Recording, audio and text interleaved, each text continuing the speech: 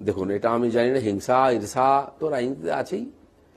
যাদের মধ্যে এই গুণগুলো তারাই রাজনীতিতে আগে আসে, সাধু সন্ত ও। আপনি দু একজন লোক ভুল করে আমাদের মধ্যে চলে আসে ধাক্কা খেয়ে। আপনি কি হিংসা করেন নাকি কাউকে? আমি কাউকে হিংসা ঈর্ষা কোনোদিন করিনি। আমার টিআরপি মাপিও না। তবে লোকের সঙ্গে সম্পর্ক, আপনার সঙ্গে আমার বন্ধুত্ব 3 বছর পরে আপনার সামনে আমি বসেছি, আপনি বললেন। আমার একটা ট্রেন্ড আছে বুঝলেন, গত ইলেকশনে 2-3টা চ্যানেল শুরু হয়েছিল, প্রথম দিন আমি গিয়েছিলাম। আর সেই বর্বরিকের মতো বলছে যে মহাভারতের যুদ্ধে কে হারছে ভাই, বলে কেন, বলে আমি তাকে জেতাবো, তার দিকে আমি আছি। তো আপনি নতুন চ্যানেলে এসছেন, আমার বন্ধু ডেকেছেন, আমি চলে এলাম। যে পেছনে আছে তাকে সামনে করে দেওয়া, এটাই আমরা অন্তদয় বলি, পেছনের লোকটাকে সুবিধা পৌঁছে দেওয়া। আজকে আপনি শৈশবে আছেন এই মিডিয়া জগতে, আমি চাইবো আপনি যৌবনে যান, সামনে নেতৃত্ব করুন, তাতে আমার একটু কন্ট্রিবিউশন থাকবে। অনেক ধন্যবাদ আপনাকে আমাকে শুভেচ্ছা জানানোর জন্য। আমরাও আপনাকে শুভেচ্ছা জানাচ্ছি আপনার এই নতুন কনস্টিটিউয়েন্সিতে, যাতে আপনিও একটা ভালো লড়াই দিয়ে একটা অন্য কিছু ইতিহাস প্রমাণ করতে পারেন। কিন্তু এর আগে আপনি বহুবার করেছেন, ভবিষ্যতেও করবেন আমি জানি। কিন্তু মূল প্রশ্নটা হচ্ছে, আপনার দলের ভেতরেও আপনাকে লড়তে হচ্ছে কি, নাকি শুধু বাইরের লড়াই? এটাই রাজনীতি আছে, লড়াই সর্বত্র।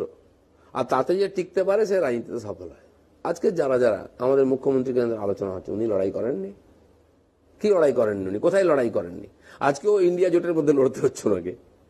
তো লড়াই সর্বত্র, দুনিয়া দলের ভেতরে লড়াইটা আছে, আপনাকে সেই লড়াইটা লড়তে হচ্ছে, থাকতে হবে, লড়াই করতেই হবে। আর সেই লড়াইটা শিখতে হবে আপনাকে, আমি শিখছি আস্তে আস্তে।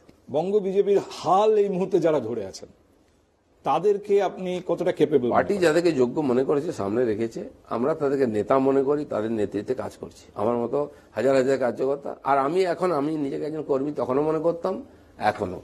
বিরাট কোহলি ক্যাপ্টেন নেই, তাহলে কি খেলছেন নাকি? রোহিত শর্মা ক্যাপ্টেন নেই, খেলছেন নাকি? ধোনি তো অনেকদিন ক্যাপ্টেন্সি ছেড়ে দিয়েছে, তার পারফরমেন্স কোনো কম হয়েছে নাকি? পার্টি যখন টিমকে জেতাবার দরকার, সামনে চলে আসছে ব্যাট নিয়ে। কোনো ব্যক্তি একদম প্রাথমিক স্তরে আছে, জঙ্গল কেটে রাস্তা করতাম, আমি সেটা করেছি। যেখানে কেউ ঢুকতে দিত না সেখানে জোর করে ঢুকেছি, তাই সংঘর্ষ হয়েছে। নাহলে হতোই না, আমার বক্তব্য আসতো না, আপনি আমাকে ডাকতেন না। তো সেটা আমি করেছি, তখন মনে হয়েছিল। আজ আমার নেতৃত্বে যারা আছেন তারা একটা প্রতিষ্ঠিত পার্টির নেতা, তারা মনে করছেন পশ্চিমবাংলায় ক্ষমতায় আসার জন্য সাধারণ মানুষকে কিভাবে অ্যাট্রাক্ট করা উচিত, কি ইস্যু নেওয়া উচিত, সেটা করছেন। তো ওই পরিস্থিতি, আজকের পরিস্থিতি এক নয়। তারা এই পরিস্থিতিতে দিলীপ ঘোষকে গিলতেও পারছেন না, উগড়তেও পারছেন না। গেলার দরকার কি আছে? ইউজ করুন। দিলীপ ঘোষ যদি যোগ্য থাকে, তার যোগ্যতা থাকে, ইউজ করুন না। সম্পদ করে ভাবুন আপনি। দুটো আসন একসময় বিজেপি পেয়েছে, সেটাকে আপনি 18 নিয়ে গিয়েছিলেন। আজকে 18কে এগিয়ে নিয়ে যাওয়ার কথা বলছেন আপনারা। আপনার তো একটা হিসেব আছে, মোটামুটি কটা আসন আপনারা জিততে পারেন? আমরা পেছনে তাকাচ্ছি না, সেজন্য সে তো উনি বলবেন বড় মানুষ বড় টার্গেট দেয়, কিন্তু সেকেন্ড কমান্ড যিনি, তিনি আমাদের প্র্যাকটিক্যাল মাটি দাঁড়িয়ে 35 বলেছেন। ওকে, তো আমরা ওইটাকে টার্গেট করে এগোচ্ছি। আমি তো আপনাকে বলছি 35 থেকে 42 হতেই পারে, কি অসুবিধা? 2 থেকে 22, 18 হতে পারে। আমি তো কোনোদিন ভাবিনি যে বিজেপি মোদীজির কোনো তুলনা নাই। পার্টি ছিল, তাকে জেতার মানসিকতা তৈরি করেছেন, যোজনা তৈরি করেছেন, পার্টি জিতেছে এবং জেতার পরে সেই সরকার দিয়ে এমন কাজ করেছেন, সেটা দুনিয়ার সামনে উদাহরণ হয়েছে।